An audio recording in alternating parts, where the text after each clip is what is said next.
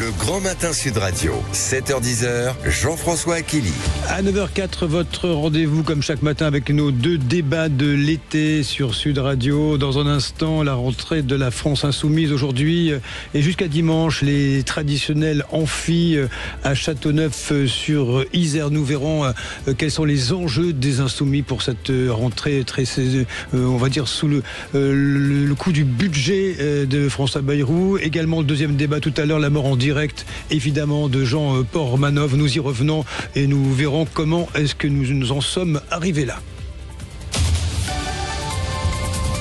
Mais avant nos deux débats en hashtag, on en parle avec vous, Jules Boscherini, ce rabbin qui fait de nouveau parler de lui après avoir menacé Emmanuel Macron.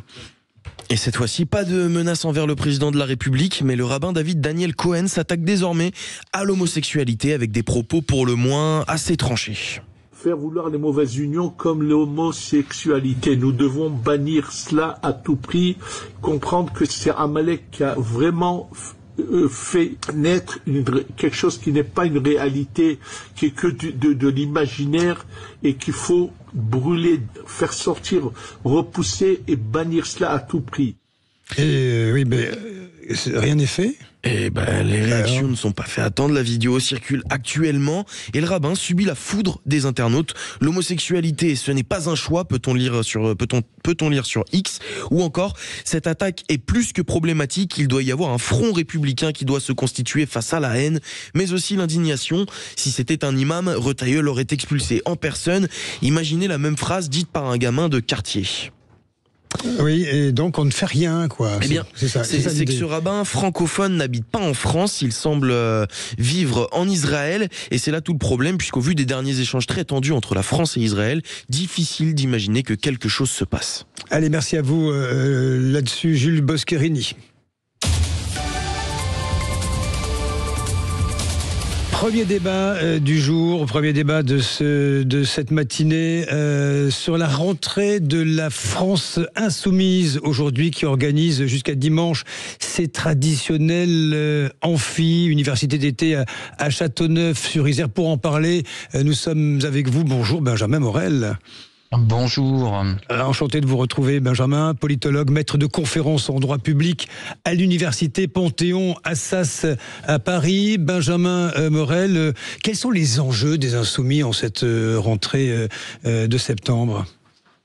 Alors, les enjeux pour la France Insoumise, c'est de se positionner dans, je dirais, la configuration actuelle de la gauche comme étant les opposants en chef et ceux qui incarnent la réelle contestation. Les socialistes sont sur une ligne qui est aujourd'hui une ligne de ferme conciliation avec le gouvernement. Ils essayent de se donner des points en termes de crédibilité en tant que parti de gouvernement. Pour les Insoumis, il s'agit au contraire d'incarner une forme de radicalité en pariant sur les colères qui existent aujourd'hui dans le pays. L'autre élément, c'est de se positionner avant une échéance qui pour l'instant nous échappe un petit peu mais qui va être fondamentalement importante, qui sont les élections municipales. Et ces élections-là, l'objectif pour les Insoumis, c'est pas tant de remporter des villes, mais essentiellement de faire trébucher le Parti Socialiste pour faire place nette à Jean-Luc Mélenchon en vue de 2027 en étant la dernière force de gauche debout. On va parler des municipales avec vous. C'est intéressant ce que vous dites, Benjamin Morel. Juste sur la rentrée, vous savez, chaque mois de septembre, on nous promet le grand soir. Et vous avez cette journée qui est organisée le 10 septembre. Et Jean-Luc Mélenchon, c'était dans une tribune publiée ce dimanche, a semblé vouloir se raccrocher à l'événement.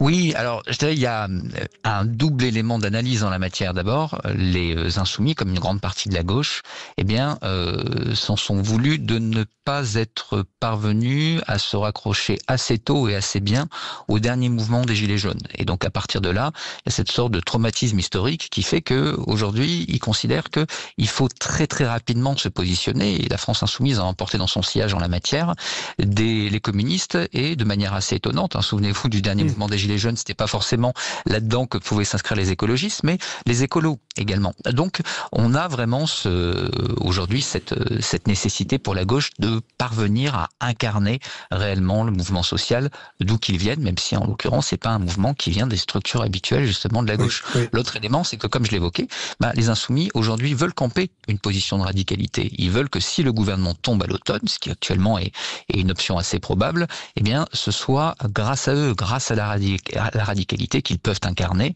d'où ce ralliement au mouvement du 10 septembre, d'où la volonté de déposer très rapidement une motion de censure dès la rentrée parlementaire. L'objectif, on l'a dit, c'est de se distinguer du PS, qui est sur une ligne plus conciliante, mais également du Rassemblement national, qui lui, pour l'instant, est sur une position plus prudente, ne soutient pas le mouvement, dit que probablement il ne votera pas la motion de censure de la France insoumise, pour montrer qu'au fond, la vraie opposition, celle qui incarne la radicalité la plus claire vis-à-vis de la Macronie, c'est pas le RN, c'est encore moins le PS, c'est la France insoumise, et ça, c'est le pari de Jean-Luc Mélenchon cette rentrée. Benjamin Morel, vous évoquiez donc l'enjeu des élections municipales. C'est vrai qu'LFI ne détient pas de grandes villes ou de fiefs particuliers. Ils sont dans les exécutifs locaux, Benjamin Morel, mais il y a vraiment une forme de divorce aujourd'hui avec le Parti socialiste localement. Bon, vous savez ce qu'on dit, la politique à Paris, c'est jamais la même que localement dans les communes. Oui, alors, il y a une forme de divorce au sein des bases, mais ça, à la rigueur, la gauche a montré, et ça a été le cas lors des dernières élections législatives, que quand c'était dans l'intérêt bien compris des partis politiques, eh bien, le cerveau reptilien conduisait à s'unir pour tout bêtement soit ne pas mourir, voire même l'emporter. Donc, ce divorce, il n'est pas forcément absolu, mais pour l'instant, eh bien, les forces politiques se comptent en vue de 2027. Pour les socialistes, ces municipales, elles sont importantes. Si le Parti socialiste gagne des villes, ou au moins n'en perd pas, il pourra dire, regardez, on est la principale force de gauche à l'issue des municipales, et donc à partir de là, on peut l'être pour la présidentielle, donc votez pour nous. Le PS a beaucoup à perdre dans ces élections municipales, parce que si vous avez des grandes villes qui tombent, Paris, Lille, Nantes ou Montpellier, à ce moment-là, comment est-ce qu'on va analyser ce scrutin ? On va analyser ce scrutin comme étant le dernier clou dans le cercueil du Parti socialiste qui, demain, ne pourrait plus incarner l'alternative et l'alternance et une force dynamique à gauche en vue de 2027. Qui est-ce qui reste debout à ce moment-là ? Eh bien, Jean-Luc Mélenchon et la France insoumise. Et donc, pour les insoumis aujourd'hui, il s'agit, d'un point de vue un peu cynique, d'abord de faire perdre les maires PS. C'est un peu la dynamique de la candidature également à Paris, bien plus que de prendre ces villes. Parce que l'objectif, c'est pas de devenir une force importante au niveau local pour les insoumis. Ils en ont assez peu les moyens. Mais c'est réellement de faire place nette à gauche, à dessein, demain, de porter la seule candidature crédible et de faire ce qui s'est fait la dernière fois. C'est-à-dire que, au fond, le vote utile à gauche, eh bien, finit par se concentrer sur Jean-Luc Mélenchon, ce qui lui permet de passer en quelques mois de 10% à 15%, de 15% à 20%, et il espère au-delà. Quelle est la parade possible, Benjamin Morel, quand viendra le temps du vote, du scrutin? Nous avons entendu, c'était sur l'antenne de Sud Radio, Karim Bouamrane, le maire socialiste de Saint-Ouen, défier clairement et les désigner comme des adversaires, Éric Coquerel, qui a des ambitions locales, et les Insoumis, en s'adressant quelque part aux électeurs de Saint-Ouen. Il n'y a pas d'ambiguïté possible. Est-ce que lui, par exemple, comme d'autres, ne devra sa survie qu'avec un discours de clarté ? C'est difficile parce que si vous prenez Karim Bouamrane, il est en effet pris dans une situation où, dans sa commune, les Insoumis font de très très bons scores. Et encore une fois, aujourd'hui, la France Insoumise n'a aucun intérêt à jouer le marchepied des maires socialistes sortants ou futurs. Et donc, dans ce cadre-là, l'idée que tout d'un coup, il pourrait y avoir une grande alliance à gauche qui les comprendrait et qui permettrait de soutenir ces maires est très très improbable. Donc, les maires socialistes en question n'ont également aucun intérêt à faire des yeux de chimène aux Insoumis, d'où la position très claire de Karim Bouamrane. Il y a en fait deux stratégies pour le PS. D'abord, parier sur un vote utile du reste de l'électorat, qui ne voudrait pas la France Insoumise, notamment une partie de l'électorat de centre droit ou de droite. C'est un peu ce qu'on a vu d'une certaine façon avec l'échec à Villeneuve-Saint-Georges. Et de l'autre côté, eh bien, parier sur ce qu'on appelle la mobilisation différentielle. En d'autres termes, aux élections municipales, eh bien, le nombre de votants est souvent assez réduit. On a beaucoup d'abstentions. Vont voter surtout tendanciellement des personnes plus âgées, plutôt des CSP+, un peu moins les classes populaires. Dans ce cadre-là, c'est un électorat qui est beaucoup moins favorable aux insoumis, beaucoup plus favorable au PS, au LR, au centre, d'où le fait qu'aux dernières élections municipales, LR et le PS ont gagné, en fait, alors que aux dernières présidentielles, ça s'est pas très bien passé pour eux, si vous voulez. C'est lié en grande partie à l'implantation locale et à cette mobilisation différentielle. Donc pour les socialistes, il faut localiser le scrutin, donner le sentiment que ce sont les enjeux locaux qui comptent. Pour les insoumis, il faut parier à fond sur la nationalisation de ces élections. Benjamin Morel, vous évoquez la radicalité, celle de la France insoumise, radicalité en politique qui peut être parfois payante. Est-ce qu'il n'y a pas un enjeu, je dirais, d'image concernant LFI? Regardez tout ce que génèrent les tweets, les messages sur X de la députée européenne Rima Hassan. Regardez récemment le docteur Saïd Wichou, un généraliste marseillais qui veut entrer en politique, qui s'est fait menacer et a déposé une main courante à l'encontre de Sébastien Delogule, le député LFI des quartiers nord de Marseille. Enjeu d'image, la radicalité, ça marche toujours aujourd'hui? Ça marche d'une certaine façon. En fait, la stratégie de Jean-Luc Mélenchon, elle n'a pas vraiment changé depuis 2 élections. L'électorat de la France insoumise, et c'est la même chose d'ailleurs pour l'électorat Rassemblement National, c'est un électorat qui a une vraie difficulté, c'est-à-dire qu'il est très abstentionniste. Et donc, il peut assez facilement s'abstenir dans le cas d'une élection, mais il a un grand avantage, c'est qu'il y a de grandes armées de réserve dans cet électorat. Autrement dit, comme il y a beaucoup d'abstentionnistes, y compris certains qui n'ont jamais voté, si vous arrivez à les mobiliser, vous pesez beaucoup plus. Et donc, pour arriver à être audible par ces électeurs, pour arriver à exister, pour arriver à être entendu, il faut y aller à fond. Il faut être en capacité d'avoir des positions très radicales pour que, ces positions-là atteignent les oreilles de ces électeurs et qu'in fine, 6 mois avant une élection présidentielle, ils disent qu'ils vont aller voter aux sondeurs, ils disent qu'ils seront là, et donc que mécaniquement, dans les sondages, vous montiez. Ça vous permet de monter jusqu'à 10-15%. Et une fois que vous avez monté autour de 10-15%, la stratégie de Jean-Luc Mélenchon, c'est plus du tout la radicalité. C'est au contraire la normalisation, un discours beaucoup plus républicain. Et à ce moment-là, qu'est-ce qui se passe? Le reste de l'électorat de gauche considère que vous avez un Jean-Luc Mélenchon à 10-15%, que les autres candidats sont d'environ à 5%, et que donc la seule chance pour la gauche, c'est que Jean-Luc Mélenchon soit aux entours. Comme le discours de Jean-Luc Mélenchon se modère beaucoup plus avant les élections, ces électeurs qui ont dit « moi je ne voterai plus jamais Mélenchon », d'un coup se disent finalement, là le dernier discours de Jean-Luc Mélenchon était très républicain, j'ai pas vraiment de raison eu égard à ce discours de ne pas voter pour lui. Et donc à partir de là, votre 10-15%, par l'effet du vote utile, se transforme en 20%. Mais pour ça, il faut être en capacité pendant 4 ans et demi de parler plus fort que les autres et d'être dans cette position de radicalité. Oui. Et donc là, on assiste encore à cette même stratégie. Et nous verrons bien. Merci à vous, Benjamin Morel, politologue et maître de conférences en droit public à l'université Panthéon Assas à Paris. Merci pour votre regard. Nous verrons bien ce qu'il sortira de l'intervention de Jean-Luc Mélenchon en clôture de ses amphis université d'été qui se déroule à Châteauneuf-sur Isère. Dans un court instant, notre deuxième grand débat ce matin sur la mort en direct du streamer qui choque la France. Le Grand Matin Sud Radio, 7h-10h, Jean-François Aquini. Il est 9h21, notre deuxième débat avec la mort du streamer JP décédé en direct dans la nuit de dimanche à lundi. Elle continue à faire beaucoup de bruit. Je tiens à vous saluer d'abord. Bonjour à vous, Jacques Hainaut. Bonjour. Vous êtes journaliste spécialiste des réseaux sociaux. Vous allez nous éclairer sur ce drame qui fait beaucoup de bruit dans notre pays et pour cause. Si vous le permettez, Jacques Hainaut, on va planter le décor d'abord avec Jules Boscherini et les dernières précisions concernant cette affaire, Jules.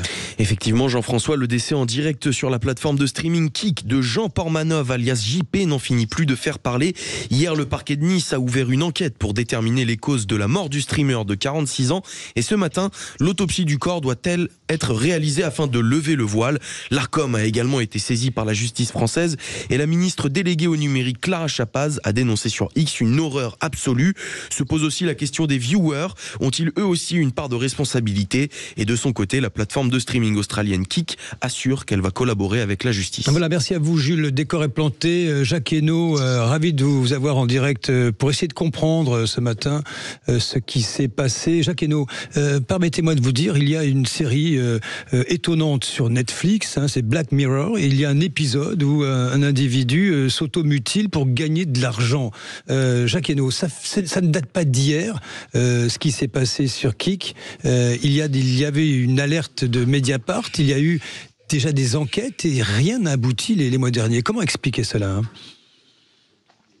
Alors, d'abord, pour expliquer, comme vous le disiez, cette propension de certains streamers à aller dans l'insondable, dans l'innommable, oui. Il faut quand même savoir que vous avez tous les jours sur les réseaux sociaux dans le monde plus de 1 milliard de photos ou de vidéos qui sont partagées. 1 milliard. 1 milliard. Donc, quand vous publiez une photo ou une vidéo sur un réseau social, quand vous faites du live sur un réseau social, sur une plateforme comme Quick ou comme Twitch, vous avez potentiellement 1 milliard de concurrents, pour faire simple.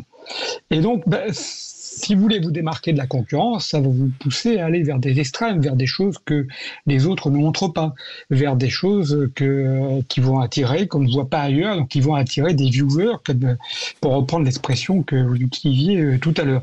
Et donc ça va vous pousser effectivement à montrer de plus en plus de choses, soit dans la nudité, soit éventuellement dans la sexualité, soit dans le crime, voilà. Donc une forme de surenchère, oui. Voilà, il y a une surenchère, d'où effectivement ce succès de Jean Pormenov sur le réseau Quick. Ensuite, pour les enquêtes, effectivement, il y a eu un article de Mediapart qui expliquait qui date de décembre 2024, qui expliquait effectivement que Jean Pormenov était souffre-douleur sur des lives sur Quick. Donc, il faudra que l'enquête éclaircissent, pour nous dire pourquoi il n'y a pas eu plus de poursuites pénales, pourquoi est-ce que l'Arcom n'a pas été saisi à l'époque. Voilà, d'après les éléments qu'on a aujourd'hui, qu'il faut toujours prendre avec précaution, parce qu'on ne sait pas toujours tout dans les premiers jours, il semblerait que Jean Pormenov ait dit non, je suis consentant, qu'il ait refusé de porter plainte, et c'est le discours qui a été tenu par ses complices. Donc voilà où on en est. Il était a priori, d'après ce qu'on sait aujourd'hui, il disait qu'il était consentant et que tout ça était de la fiction, de la mise en scène. Mais il y a eu de la diffusion, il y a eu on va dire des consommateurs de ce programme, et la mort d'une personne, donc en l'occurrence ce streamer en direct, ce qui pose des questions. Le régulateur, par exemple, l'Arcom est montré du doigt, mais est-ce qu'au fond un régulateur peut tout ? Alors, il faut comprendre que Quick est une société dont le siège social est en Australie. Oui. Donc, c'est compliqué même pour l'Arcom, même pour le gouvernement français, l'administration française, pour la justice française, d'avoir la main, d'avoir une influence, du poids sur une société qui est en Australie. Donc il faudrait que l'Arcom saisisse la justice, que la justice française saisisse la justice australienne, qui ensuite poursuive Quick. Donc ça peut prendre des semaines, des mois. Donc là, on ne sait pas ce qui s'est passé exactement. Ensuite, c'est pas parce que la société Quick a son siège social en Australie que les serveurs informatiques qui servent à la diffusion des images sont forcément en Australie. Peut-être qu'ils sont dans un autre pays, et là, ça complique encore les choses. Que si vous voulez, pour avoir la main sur des serveurs qui sont peut-être, je dis n'importe quoi, on peut imaginer qu'ils sont peut-être en Russie, en Chine, voilà. Donc là, vous avez, ou en Birmanie, je ne sais pas, donc des pays qui, si vous voulez, ce qui se passe sur les réseaux sociaux, ce qui est diffusé sur les réseaux sociaux en France, c'est un petit peu quand même le cadet de leurs soucis. Donc ça complique les choses.